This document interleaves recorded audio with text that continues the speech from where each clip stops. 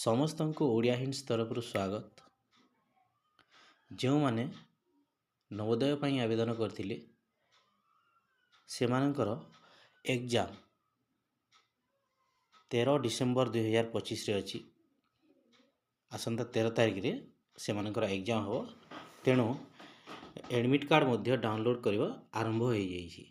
ତ ଏଇ ଯେଉଁ ସାଇଟ୍ଟି ଦେଖୁଛନ୍ତି ନବୋଦୟର ଯେଉଁ ଏନ୍ଭିଏସ୍ ସାଇଟ୍ଟି ରହିଛି ସେଇଠି एडमिट कार्ड कौन सी ऑप्शन नहीं, जदि भी अच्छी सेटा केरल स्टेट में रही। आमे केमिति एडमिट कार्ड को डाउनलोड करवा आसंतु पूरा संपूर्ण वीडियो देखिवा।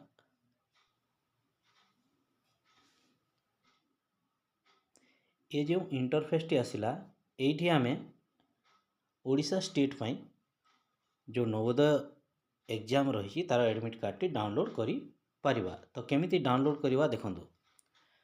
उपरे थिवा सर्च बॉक्स उपरे आमे लिखिबा https://cbsc.icms.rcil.gov.in/nvs/admin card। तो एटा लिखिले कौन हम ये इंटरफेस टी आसीबो। ये इंटरफेस आसिला परे एठी कौन करिवे ना रजिस्ट्रेशन नंबर दे देबे एवं पिलार डेट ऑफ बर्थ देकी तले जो कैप्चाटा रही कैप्चा देला परे साइन इन करेंगे।